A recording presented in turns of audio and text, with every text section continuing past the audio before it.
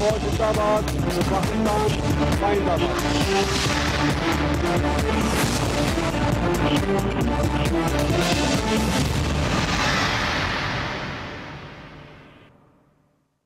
जी से शुरू होता है हर सवाल, और हर जरूरी सवाल के जवाब के लिए तजुर्बे, तहकीक और हकाइक पर मबनी पाकिस्तान का सबसे काबिल एतबार न्यूज प्रोग्राम जी फॉर गरीदा। जी अस्सलाम वालेकुम। प्रोग्राम में आज बात करेंगे पनामा GIT की तीसरी रिपोर्ट के हवाले से, जिसके मुतालिक सुप्रीम कोर्ट ने इदारों की आज अच्छी खासी सरजनिश की।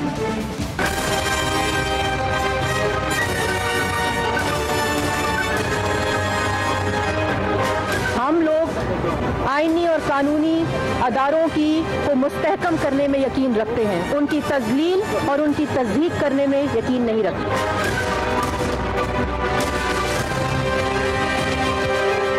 ये जो इदारे हैं, नवाज शरीफ के प्राइम मिनिस्टर होते हुए क्या इसके ऊपर इन्वेस्टिगेट कर सकते हैं?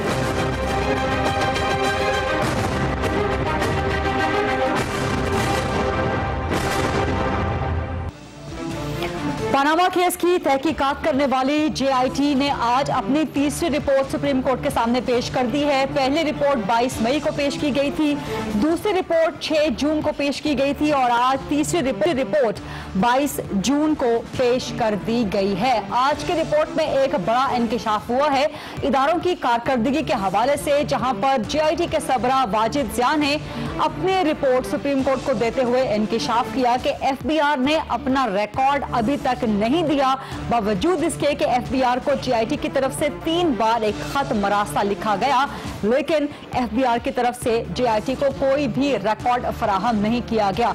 इस तरह securities and exchange commission of Pakistan की तरफ से भी मुकम्मल रिकॉर्ड नहीं दिया गया, कुछ रिकॉर्ड है जो कि प्रोवाइड किया गया। आज जो रिपोर्ट है और जो समाअत हुई उसकी कुछ तफसीलात हम आपके सामने रखते हैं। जब GIT की तीसरी रिपोर्ट सुप्रीम कोर्ट के सामने पेश की गई और वाजिद ज़िया साहब ने यह बताया कि FBR और SACP ने अपने रिकॉर्ड प्रोवाइड नहीं किए, तो जस्टिस एजाजुल एहसन ने पूछा कि क्या SACP और FBR ने मुकम्मल रिकॉर्ड दिया है, जिसपे वाजिद ज़िया ने कहा कि FBR ने मुतल्लिका रिकॉर्ड फराहम नहीं किया, SACP ने कुछ रिकॉर्ड दिया है, मुकम्मल नहीं दिया। सुप्रीम कोर्ट ने जस्टिस अजमत ने खासतौर पर पूछा कि क्या ये रिकॉर्ड मौजूद है भी या नहीं, क्या ये भी पूछा गया। इसके अलावा जो सुप्रीम कोर्ट के रिमार्क्स आए, जिसको एक तरह से ऑर्डर समझा जा सकता है, वो ये जो ऑर्डर इनफैक्ट रिट्रेट किया है, क्योंकि जो 20 अप्रैल का ऑर्डर था उसमें भी सुप्रीम कोर्ट की तरफ से वाज़ेह तौर पे कहा गया था इदारों को कि वो GIT की तमाम प्रोसीडिंग्स में, तमाम तफ्तीश में ताउन करेंगे, और इसी बात को आज रिट्रेट किया है सुप्रीम कोर्ट ने कि इदारे ताउन क्यों नहीं कर रहे, आज खुद ताउन क्यों नहीं कर रहे।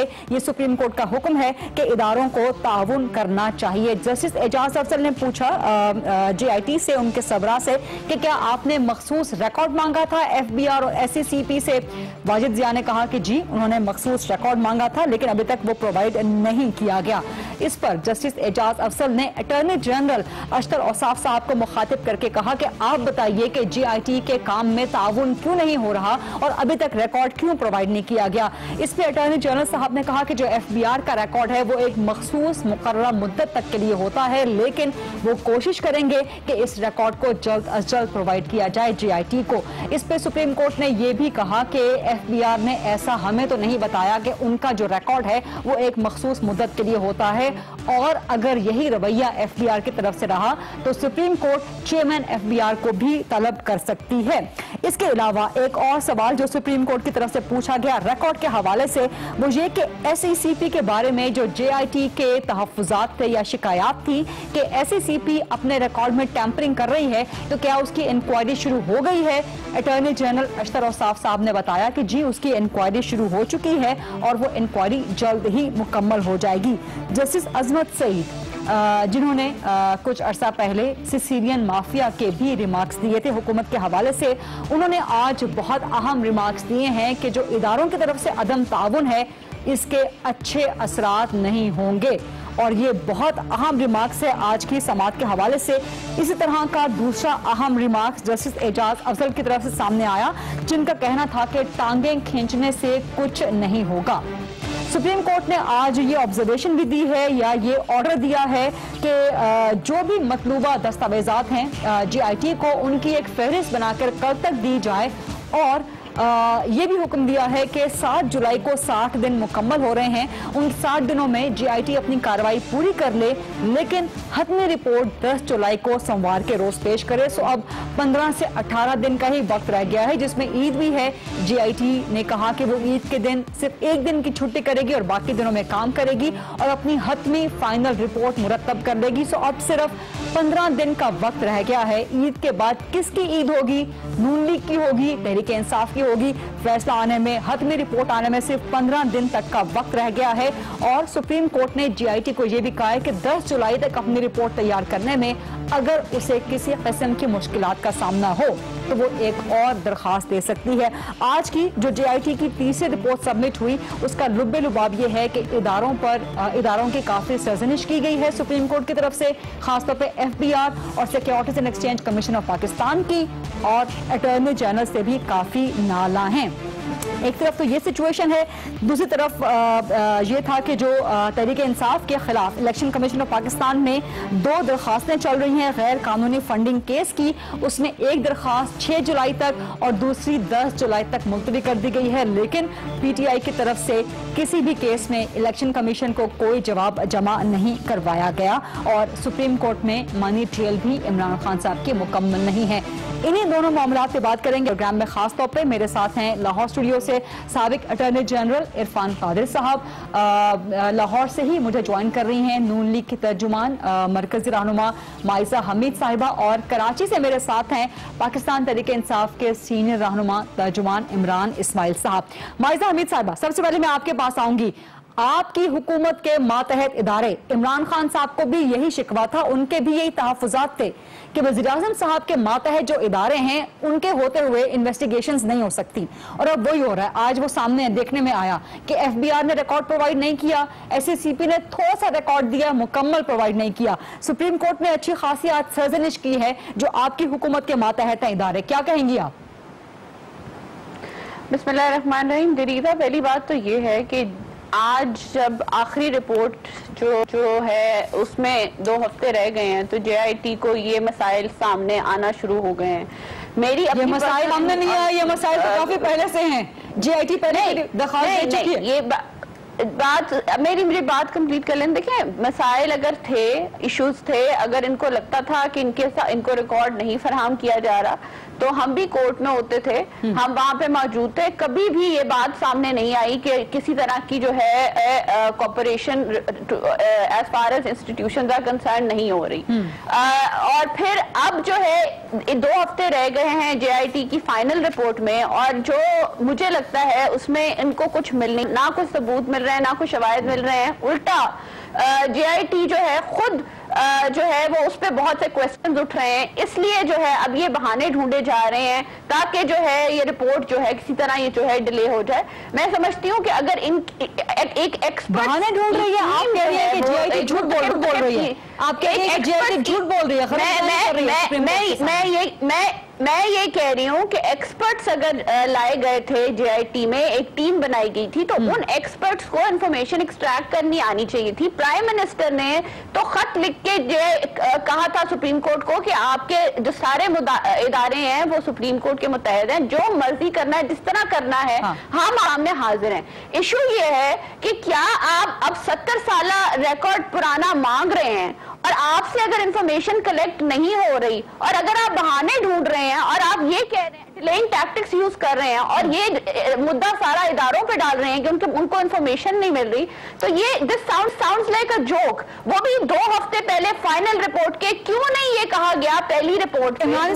माइजा हमीद साहिबा कह रही हैं कि उन्हें लगता है कि JIT एक मजाक कर रही है सुप्रीम कोर्ट के साथ, पूरी कौम के साथ। उन्हें लगता है माइजा हमीद साहिबा को, और वो एक बहाना बना रहे हैं क्योंकि उन्हें कोई सबूत मिल नहीं रहा शरीफ फैमिली के खिलाफ, तो वो बहाना बना रहे हैं कि इदारे जो है वो कंसील कर रहे हैं सबूतों को, दस्तावेजात को। शुक्रिया फरीदा। देखिए, बात यह है कि JIT क्या मजाक करेगी? मजाक तो इन्होंने कौम के साथ किया है कतरी खत दिखा के, और कतरी खत की भी कोई हैसियत इसलिए नहीं है कि वो कतरी शहजादे जो हैं वो आने को तैयार नहीं है कोर्ट के अंदर। JIT भी नहीं जा रही ना, तैयार नहीं है, JIT भी कतर नहीं जा रही।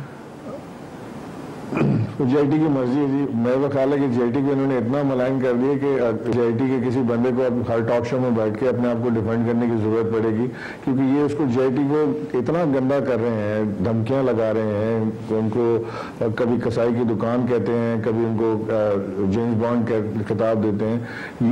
ये हुकूमत का रवैया नहीं हो सकता जो इंसाफ चाहती हो, जो अपने आप को बकौल इनके कि इन्होंने इंसाफ के लिए पेश किया।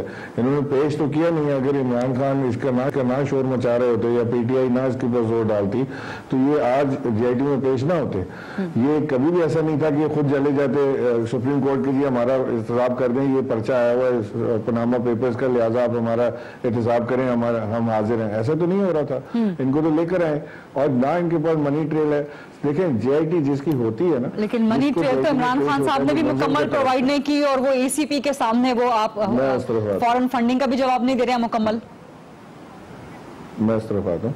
ये जिसकी JIT में पेशी होती है ना, चाहे वो सौलत मिर्जा हो, चाहे अजमल पहाड़ी हो, चाहे वो हुसैन नवाज हो, जिसकी भी पेशी होती है उसने सबूत देने अपनी बेगुनाही के। इन्होंने इनसे सबूत मांगे जा रहे हैं कि इन्होंने जो जो बयानात दिए हैं उसके ये सबूत दे दें, मनी ट्रेल दे दें, ये बैंक अकाउंट्स दे दें, ये परचेज डॉक्यूमेंट दिखा दें कि जिन्होंने पार्कलैंड के अपार्टमेंट्स खरीदे थे वो कहाँ कितने के खरीदे थे, कब खरीदे थे, ये वो बता दें। नेल्सन और नेस्कॉल को इन्होंने कब टेक ओवर किया था वो उसके डॉक्यूमेंट्स दे दें। ये बता दें अल्तौफीक के केस के अंदर ये अपार्टमेंट कैसे मॉर्गेज हुए थे जब इनकी मिल्कियत भी नहीं थे, और ये बता दें कि कितना जुल्म इसाकडार के साथ हुआ कि उन्होंने 6 साल बाद होने वाले वाकयात 6 साल पहले बता दिए, कितना जुल्म हुआ था उनके साथ। ये सारी चीजें इसके अंदर मौजूद हैं जो उन्होंने बतानी है। अब ये बजाय ये बताने के हर चीज का जवाब इनका ये है कि जी हम सुप्रीम कोर्ट को दे चुके हैं, हमारे पास और कुछ नहीं है। अगर इनके पास और कुछ नहीं है तो इसका जाहिर है JIT अपनी रिपोर्ट मुरतब करके सुप्रीम कोर्ट को देगी और सुप्रीम कोर्ट उसके ऊपर फैसला करेगी, जिसके ऊपर पहले ही एक बड़ा कॉम्प्रिहेंसिव फैसला। ठीक है, यहाँ पर मुझे इरफान कादिर साहब को डिस्कशन में इन करना है। इरफान कादिर साहब, वाकई इदारे दस्तावेजात प्रोवाइड नहीं कर रहा है या ये JIT की तरफ से कोई बहाना है, आपको क्या लग रहा? देखिए, इसके बारे में कोर्ट की कोई फाइंडिंग तो नहीं आई कि इदारे जो हैं वो कोई रिलक्टेंट है या वो दस्तावेज दे नहीं रहे। आज काफी पूछा तो है सुप्रीम कोर्ट ने कि जी आप क्यों नहीं दे रहे, अटॉर्नी जनरल से भी पूछा। वर्बल रिमार्क्स हैं और JIT ने जो भी बातें की हैं उसको उन्होंने प्री सपोज किया है कि JIT ठीक कह रही है। तो मैं समझता हूँ कोई भी ऑब्जर्वेशन देने से पहले FBR का मौकफ या दूसरे इदारों का मौकफ सुन लेना चाहिए कि उनसे अगर डॉक्यूमेंट्स मांगे गए हैं तो क्या वजह है जो वो डॉक्यूमेंट्स दे नहीं सके। तो इसमें इतना ज्यादा वो सीखपा होने की। FBR को 3 दफा खत लिखा है JIT ने और तीनों खतों का कोई जवाब नहीं। वो आप सही फरमा रही हैं, लेकिन इसके बावजूद FBR को अपना मौकिफ देना होता तो वो JIT को मैं कहता हूँ कि जी JIT ठीक कह रही है, तो जो अगर JIT ठीक भी कह रही है तो FBR का मौकफ तो लेंगे ना कि भाई इन्होंने 3 खत लिखे हैं, आप क्यों नहीं इनको रिस्पांस दे रहा है, आप क्यों नहीं इनको रिक्विजिट डॉक्यूमेंट्स प्रोवाइड कर रहे हैं। जरूरत हुई तो चेयरमैन FBR को बुला के पूछेंगे क्या आपने क्यों? मैं एग्री नहीं करता चेयरमैन FBR को बुला के पूछेंगे। चेयरमैन FBR को इस तरह से कोर्टों को मैं समझता हूँ नहीं बुलाना चाहिए। मैं बारहा इवन एज अटॉर्नी जनरल भी मैं इस चीज पे रिजर्वेशन एक्सप्रेस करता था कि आपके सामने अगर किसी ने कोई गो स्लो है या कोई डिलिंक्वेंट है तो उसके लिए आप टॉप के बंदे को बुला लेंगे। कल को अगर कोर्ट्स काम नहीं कर रहा तो कल को कोई पुलिस वाला कहेगा अच्छा मैं अब बुलाता हूँ चीफ जस्टिस को, चीफ जस्टिस साहब आ जाए। इस तरह की बातें यूजली हमें इदारों का तकद्दस रखना है। इस तरह से हमें पहले उनका मौकफ लेना है इन राइटिंग। उनका मौकफ लेने के बाद कोर्ट को चाहिए कि कोई फैसला लिख के करें। जुबानी ऑब्जर्वेशन से ये तमाम जिस तरफ मामला जा रहा है मुझे तो लगता है कि ये ताखीर की तरफ लेके जाए जा रहे सारे मामले को। ताखीर की तरफ? जी हाँ, 10 जुलाई की टाइम दे दी है। अब देखें 10 जुलाई की डेट दे दी है। ताखीर होगी ना फिर अगर नहीं 7th को चूंकि आई थिंक थर्सडे या फ्राइडे पड़ा था 60 डेज जो है उसके बाद सैटरडे संडे तो 7th को होते थे ना तो उन्होंने फिर 3 दिन बढ़ा दिए रिपोर्ट दाखिल करने के लिए। क्योंकि नहीं बढ़ाने चाहिए थे ना, उनको कहना चाहिए था, उनको कहना चाहिए था कि 2 दिन पहले आप बल्कि दाखिल कर दें क्योंकि वो ऑलरेडी JIT तो ईद की छुट्टियां भी अपनी खत्म कर रही है ना। आप कह रहे हैं कि ताखीर लग रही है, JIT तो ईद पर भी काम कर रही है। चले ये अलाउंस दे देते हैं, यहाँ मैं आपकी बात मान जाता हूँ, ठीक है 3 दिन दे दें उनको, कोई बात नहीं, 3 दिन दे दें तो 3 दिन के बाद जब नेक्स्ट रिपोर्ट आएगी और इन द मीन टाइम जो FBI का मौक़िफ़ आएगा सारी चीज़ पे, तो इंशाल्लाह 10 के बाद पता चल जाएगा कि इसमें क्या मसला है। अच्छा, 10 जुलाई की तारीख जो है वो नून में बहुत इंपॉर्टेंट है कि सुप्रीम कोर्ट ने हतमी रिपोर्ट मांगी है, लेकिन 10 जुलाई की तारीख पाकिस्तान तहरीक इंसाफ के लिए भी बहुत इंपॉर्टेंट है, उसकी भी जवाबदेही होनी है। किस चीज की बात करेंगे एक ब्रेक बाद। स्टे विद अस।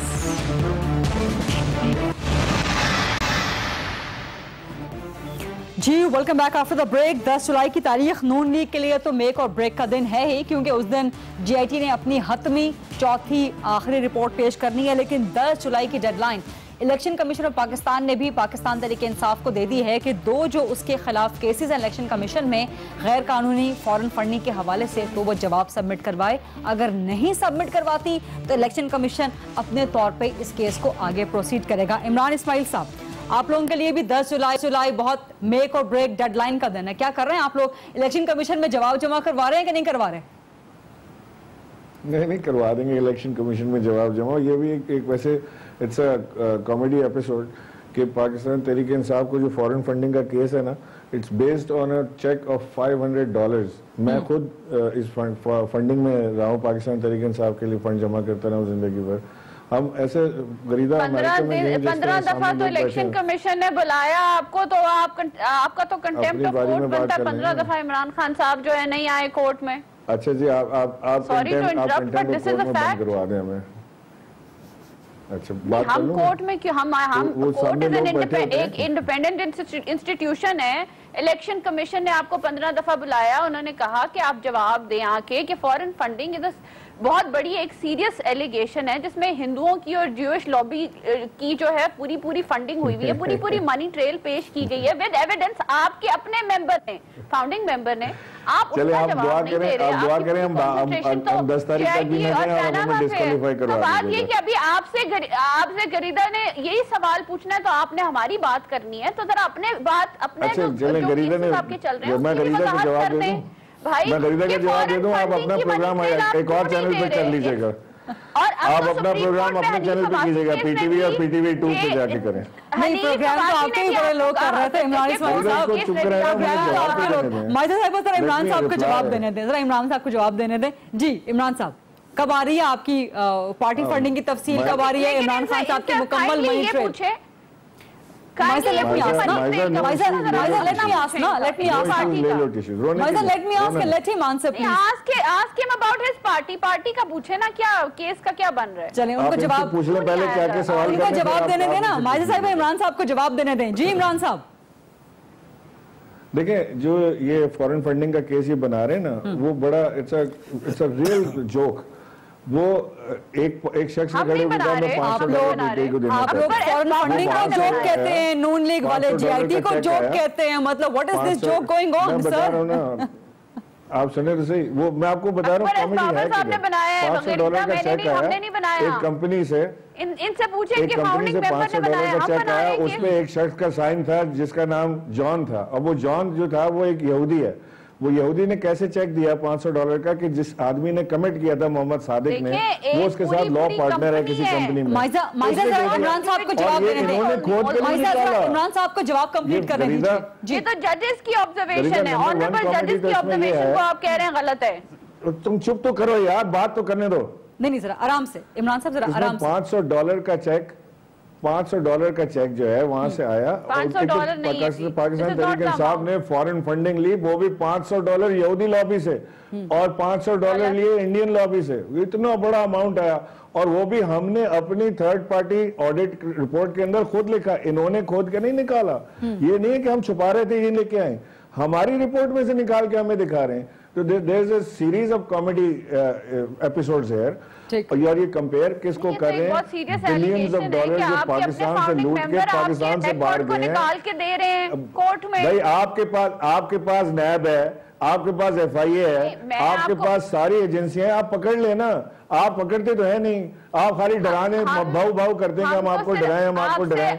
ये डराने का नहीं हो रहा। यहाँ पे आप पकड़ ले, या आपके अंदर हौसला ही नहीं है पकड़ने का। इमरान साहब का ये सवाल भी वैलिड है, इमरान साहब का ये सवाल वैलिड है। माइजा साहिबा, माइजा, इमरान साहब का सवाल ये वैलिड है कि आप लोगों ने नैब, FIA वगैरह से कार्रवाई क्यों नहीं करवाई? ये तो अकबर अस बाबर की पिटीशन है, हाशिम भुट्टा की पिटीशन है, आप लोगों ने खुद कार्रवाई क्यों नहीं की? अच्छा, मैं आपको ये कर नहीं सकते ना, इन्होंने इदारों को टूथलेस किया हुआ है। ये इलेक्शन नैब क्या कार्रवाई करेगी? जो नैब का चेयरमैन जिसका इन्ना राजून कोर्ट पड़े और उसके अंदर आज भी इतनी गैरत ना हो कि इस्तीफा दे दे। इमरान साहब यही इदारे JIT का हिस्सा है। इन्हीं इदारों ने रिपोर्ट देनी है जिन इदारों पे आप अदम एतमाद कर रहे हैं। इसका मतलब है कि आप JIT पे अदम एतमाद कर रहे हैं। मुझे नैब पे बिल्कुल एतमाद नहीं है। आपको JIT पे एतमाद नहीं है? कोर्ट को एतमाद नहीं है तो इसका मतलब आपको JIT पे एतमाद नहीं है?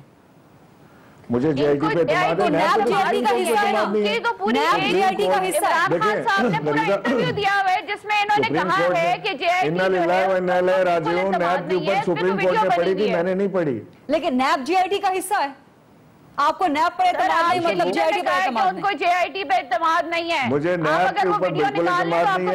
नैब इनका ज़ैली इदारा है, नैब इनका ज़ैली इदारा है, उसके चेयरमैन ने स्पीचलेस, हमने नहीं बनाई थी ना, नैब पर एतमाद नहीं है और नैब में FIA पर एतमाद है। माइजा एक मिनट, मुकमुका से बनाई थी नैब आपने, माइजा एक मिनट, मुकमुका से बनाई थी आपने नैब। इमरान साहब, नैब पर एतमाद नहीं है, FIA पर एतमाद है। देखें, सारे इदारों पे एतमाद है अगर नवाज शरीफ उनके ऊपर प्रेशर ना दें। ये नवाज शरीफ के नीचे काम करते हैं इदारे। यही नवाज शरीफ पहले पिछले प्राइम मिनिस्टर को कहते रहे गिलानी साहब को कि आप उतर जाएं, ये उनको कहते रहे आप उतर जाएं, और आप जब उतर जाएंगे तो उसके बाद कोई आसान नहीं किया, कोई चॉइस नहीं थी उनके पास के अलावा, कोई चॉइस नहीं थी इसके अलावा। मियां नवाज शरीफ साहब JIT के सामने इसलिए पेश हुए कि उन्होंने चोरी की, उनके खानदान के ऊपर चोरी के इल्जाम लगे हुए हैं। ये पाकिस्तान का वाहिद खानदान है जिसकी 3 नस्लों पे चोरी के इल्जाम लगे हैं। फैक्ट्स को गलत ना रखें। गलत फैक्ट क्या? बिल्कुल सही फैक्ट है। मुझे बताएं कहाँ से शुरू करूँ, कहाँ खत्म करूँ? दामाद, समझी, बेटा, बेटी, बाप, सबके ऊपर तो लगे हुए हैं इल्जाम। इमरान साहब, माइजा साहिबा, मुझे इरफान कादिर साहब से एक सवाल करना है। इरफान कादिर साहब, ये JIT में जो केस है ये ज्यादा बड़ा है या जो इलेक्शन कमीशन में इमरान खान साहब के खिलाफ केस है ये ज्यादा बड़ा है? ये आप हाथी का मुकाबला चूहे से कर रही हैं। इसमें चूहा कौन है? चूहा वो PTI के खिलाफ जो केस है वो तो बिल्कुल ही कमजोर सा केस है, वो तो ना होने के बराबर है, वो भी एलिगेशंस है। तो यहाँ पे तो एक ऐसी चीज है जो कि इन्होंने मान लिया है कि ये प्रॉपर्टीज जो है ये हमारी हैं, अल्हम्दुलिल्लाह कह के इन्होंने कहा कि ये तमाम जो लंदन फ्लैट्स हैं ये हमारे हैं। लेकिन सवाल ये भी उठता है कि अगर वहां पर शरीफ फैमिली मनी ट्रेल नहीं दे रही तो सुप्रीम कोर्ट में इमरान खान साहब भी मनी ट्रेल प्रोवाइड नहीं कर पा रहे।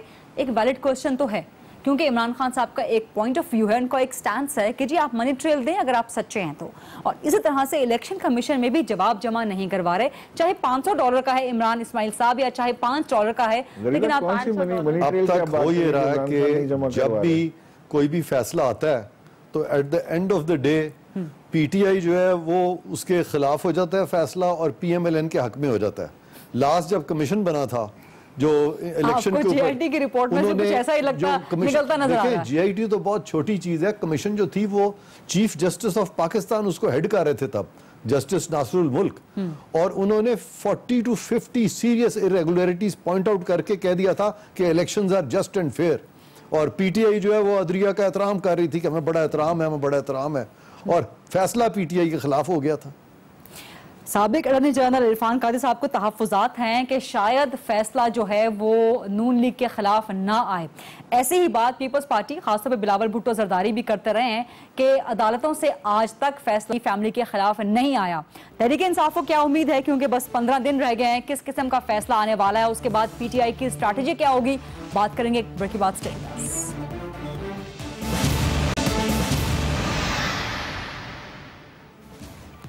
जी, welcome back after the break. Break पे जाने से पहले हम बात कर रहे थे, इरफान कादिर साहब कह रहे थे कि उन्हें उम्मीद नहीं है कि फैसला JIT का या उसके बाद जो सुप्रीम कोर्ट का मेरे वर्ड्स एक सेकंड के तहफ्फुज़ात इसी किस्म के थे। मेरे सिर्फ वर्ड्स ये थे कि पीटीआई बहुत खुशी मनाती रहती है और बहुत ज्यादा वो एहतराम करती है, लेकिन फैसला समहाउ वो नून लीग के हक में आता है। मतलब मैंने वही बात की ना। इमरान इस्माइल साहब, क्या कहेंगे आप इरफान कादिर साहब की बात पे? जी, माहिर कानून है, वो बहुत अच्छी तरह जानते हैं कानूनी मामलात को और तमाम ऐसे केसेस देख रखे हैं उन्होंने।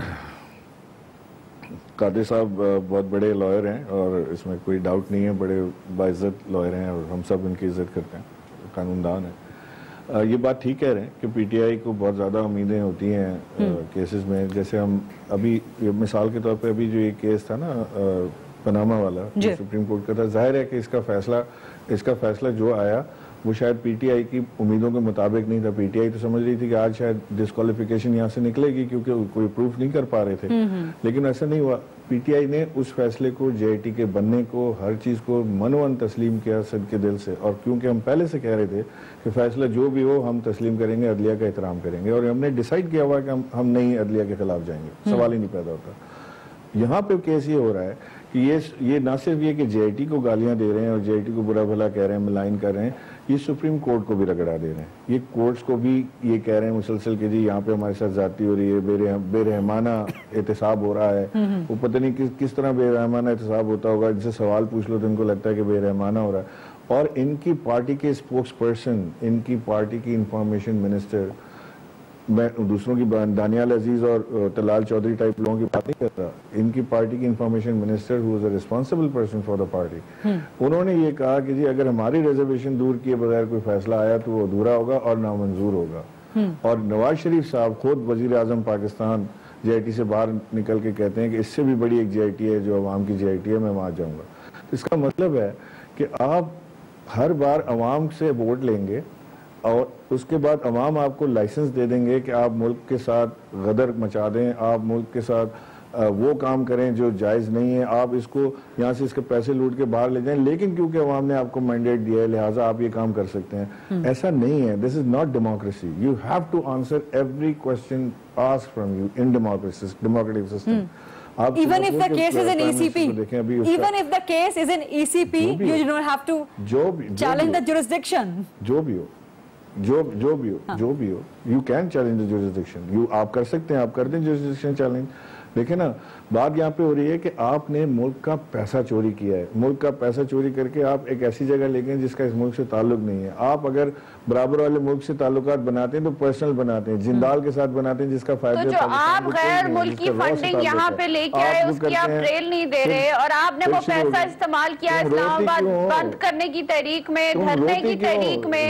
आप उसको जस्टिफाई कैसे करते हैं? आप एक सूबे की हुकूमत की पॉलिटिकल पार्टी के लीडर हैं, आप भी आंसरेबल हैं, उन्हीं कोर्ट से आंसरेबल है, आप क्यों नहीं जवाब देते? आज 27वीं शब है, रोना है तो अल्लाह के आगे बैठ के रो, गुनाहों की माफी मांगो, झूठ को डिफेंड करने की माफी मांगो। उसमें बहुत सवाल पूछ रही हूं कि जब आप नुमाइंदे होते हैं तो सवाल आप पे उठते हैं और इमरान खान साहब को उन सवालों के जवाब देने पड़ेंगे। ईद की मुबारकबाद भी देंगे और ईद के बाद जो पाकिस्तान में वो अभी तक तो नहीं दे चुके। बिलीव मी कि सुप्रीम कोर्ट में एक हेयरिंग, पनामा की एक हेयरिंग मिस नहीं की इमरान खान साहब ने, लेकिन अपने केस में जब जस्टिफिकेशन देनी थी फॉरेन फंडिंग की, जो एक बहुत बड़ा और संगीन इल्जाम है, तो वो एक हेयरिंग में नहीं आए। और अभी जो एंटी टेररिज्म कोर्ट में उनको इश्तिहार कहा, और वो क्यों छुपे हुए नथिया गली में, क्यों नहीं आते आके जो है वो काम किया अदालत में? इमरान खान इस्लामाबाद में है। मैं आपको इमरान खान का शेड्यूल दे देता हूँ। होते हैं ना मियां नवाज शरीफ जैसे, वो पुलिस आर्मी, वो पुलिस से नहीं लड़ते, वो लंदन में ईद मनाते हैं। ये वाला झगड़ा उनका कड़ा माइजा और इमरान, ये वाला झगड़ा आज फिर सुप्रीम कोर्ट के बाहर भी हुआ। ये वाला झगड़ा आज फिर सुप्रीम कोर्ट के बाहर भी हुआ, यहाँ ना कीजिएगा। माइजा और इमरान, ये वाला झगड़ा आज फिर पीटीआई PMLN का सुप्रीम कोर्ट के बाहर हुआ। अच्छा ये बताएं कि आप लोगों के दरमियान, माइजा और इमरान, ये बताइए कि आप दोनों के दरमियान सियासी झगड़े तो होते ही हैं, कानूनी झगड़े भी हैं, लेकिन आप लोग डाइस पे झगड़ा क्यों करते हैं सुप्रीम कोर्ट के बाहर? ऐसे ऐसे माफिया मांगे मुशर्रफ से माफ कर दो, माफ कर दो, कर देते हैं, इनकी रियलिटी सामने आ जाती है। माफिया मांग के कौन जाता है पाकिस्तान? इमरान साहब ये बताएं मुझे, आपके और नून लीग के दरमियान कानूनी झगड़े तो होते हैं, सियासी झगड़े तो होते हैं, लेकिन डाइस पे क्यों झगड़ते हैं आप लोग? एक 29 मई को आप लोग डाइस पे झगड़े थे, एक आज फिर आप लोग डाइस पे झगड़े हैं और मरियम साहिबा से ही उलझते हैं आप, मरियम औरंगजेब साहिबा से ही उलझते हैं। नहीं, वो मरियम साहिबा ही थी वहाँ पे उलझने के लिए, और कोई था नहीं। एक्चुअली डाइस हमारा है, पीटीआई की मिल्कियत है, हम अपने घर से लेकर आते हैं और ये आके उसमें कब्जा करके खड़े हो जाते हैं। अच्छा, हम कर्टेसी में छोड़ भी देते हैं, चले थोड़ी देर हम छोड़ भी, यार 2 औरतों का झगड़ा था, 2 औरतों का झगड़ा था, जो हमारी तरफ से लड़ी थी वो भी औरत थी। आपने अपने धरने में आपका अपना एक्सपीरियंस है जी, हमने देखा नवाज शरीफ साहब औरतों का क्या नाम लेकर कहते हैं पीटीआई में जो आती हैं, देखा हमने, वो देखा हमने। आप कितनी इज्जत करते हैं खवातीन के मामले पे, जो भी खवातीन के मामले पे सारी जमातें जो है वो एक बराबर है। मुझे ब्रेक लेनी है, ब्रेक के बाद जब वापस आएंगे तो इन कानूनी मामलों पे तो बात करेंगे। इसके अलावा कुलभूषण यादव ने आज आर्मी चीफ से रहम की अपील भी कर दी है, इस पे कानूनी तज्जिया भी लेंगे इरफान कादिर साहब से आफ्टर शॉर्ट ब्रेक से क्लास।